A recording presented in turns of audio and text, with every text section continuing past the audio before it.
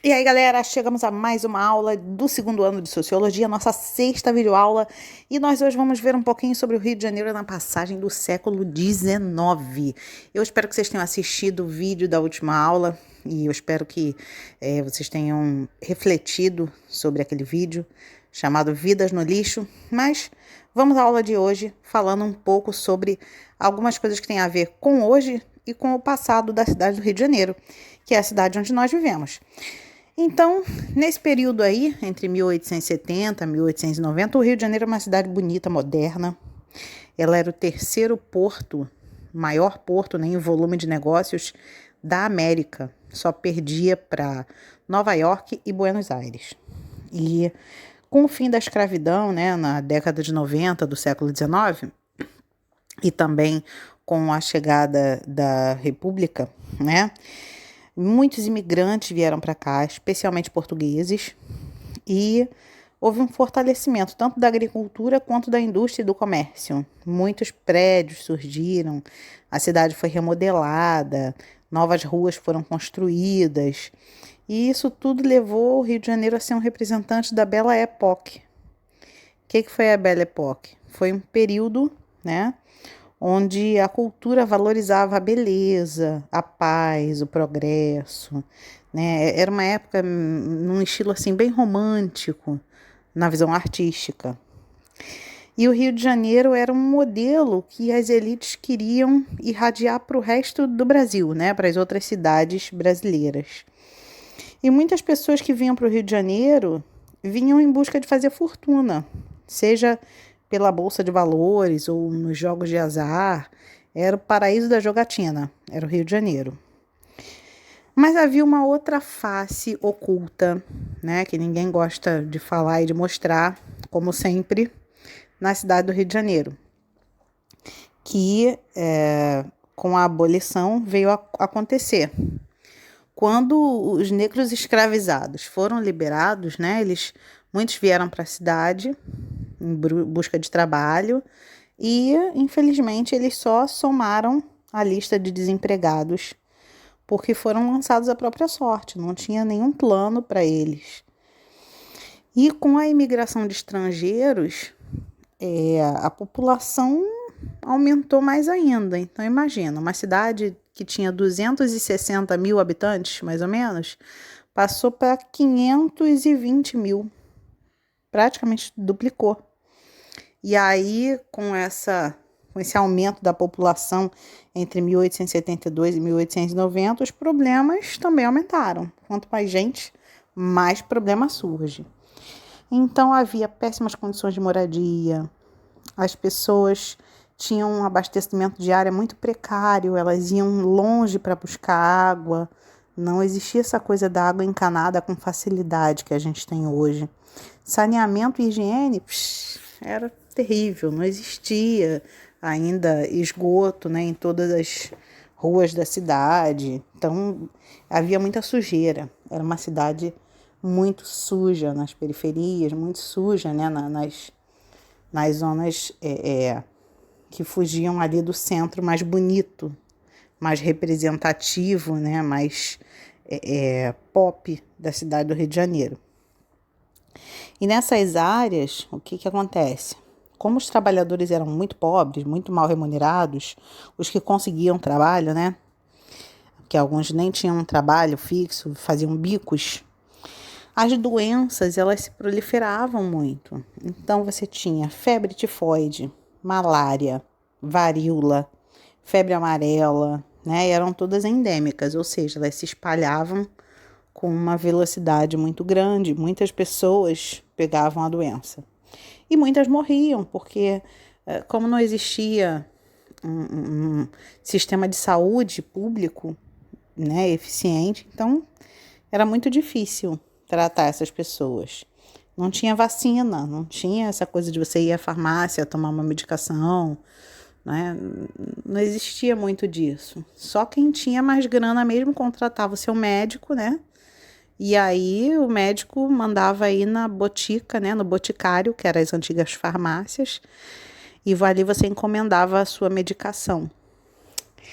Mas os mais pobres, né? Que era a massa, era grande parte da cidade, acabavam vivendo em lugares que eram muito piores, né, do que tudo, que eram os cortiços. Vocês já devem ter ouvido falar em cortiço, mas eu não sei se vocês sabem o significado do que era um cortiço. Um cortiço era mais ou menos assim, um terreno grandão, e dentro daquele terreno tem várias casas. E algumas pessoas citam que chegava a ter 400 casas, às vezes, num cortiço. Que não eram exatamente casas com sala, quarto, cozinha e banheiro, não. Era tipo uma sala maiorzinha, né? E alguns tinham uma cozinha, outras não. Outras eram um cômodo só.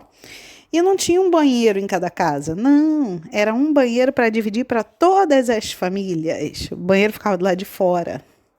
Então, de manhã, a fila para escovar dente, para tomar banho, era imensa. Né? E a água, nem sempre tinha água. Então, você imagina como era difícil morar num lugar assim. Mas era a única opção para muita gente. Né? Então, nesses barracões, assim, onde viviam muitas famílias pobres, tinham o nome de cortiço. Se vocês já leram, ótimo, mas quem não leu, eu recomendo altamente que leia o livro do Aloysio Azevedo chamado O Cortiço. Nesse livro, ele conta assim, detalhes de como era a convivência, de como era o comportamento social, de como as pessoas viviam num cortiço no Rio de Janeiro. É muito bom, sabe? É um livro forte, é um livro um tanto cômico, e ele tem passagens assim muito bacanas para a gente entender a sociedade das primeiras décadas do século XX e final do século XIX. Tá? Então, quem não leia, não perca a oportunidade. Tem um filme também, né? Para quem não gosta de ler, tem também um filme chamado O Cortiço, você deve encontrar aí no YouTube. E assim, os intelectuais da cidade do Rio de Janeiro, vendo toda essa confusão de doenças, né, eles propuseram assim uma limpeza urbana. A gente precisa limpar a cidade, a gente precisa construir tudo de novo aí nesses lugares, principalmente onde tem cortiços, porque isso aí traz doença para todo mundo. Né? E esse discurso sanitarista ele foi pregado por engenheiros, médicos, e eles começaram a tentar uma transformação urbana. E caíram nas graças do prefeito. O prefeito do Rio de Janeiro, em 1904, acabou promulgando uma lei de vacinação obrigatória. Só que aí começou uma revolta urbana assim, sem precedentes no Rio de Janeiro. Que o povo não aceitava ser vacinado de jeito nenhum. O povo dizia que era uma desculpa do governo para ver os braços das mulheres, né? Porque as mulheres não mostravam o braço, as roupas eram sempre com manga, né? E imagina, como é que ia botar um vírus dentro de você, uma bactéria? Isso era absurdo, isso ia só trazer mais morte, isso era um esquema do governo para matar os pobres. Então, existia uma série de hipóteses doidas que foram criadas, né? As pessoas criaram as mais diversas teorias de conspiração e não queriam se vacinar. E foram para a rua enfrentar a polícia, enfrentar o exército, sabe? Foi um tempo de muita luta.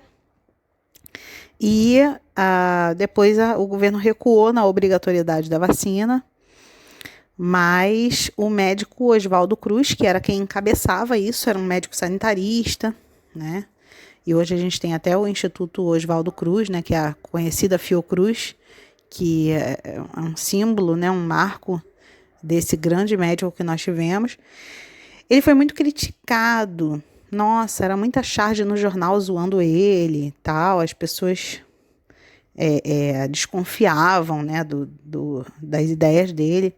Mas, finalmente, ele conseguiu que o governo baixasse mesmo o decreto e obrigasse as pessoas a se vacinarem.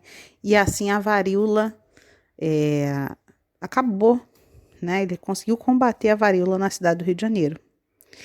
Bom, nós estamos agora num momento bem parecido, né, de pandemia, e eu queria que você colocasse no formulário, eu vou deixar uma pergunta: que comportamento absurdo você enxerga na população, principalmente nessa população sem conhecimento científico nesse período de pandemia? O que você tem considerado absurdo?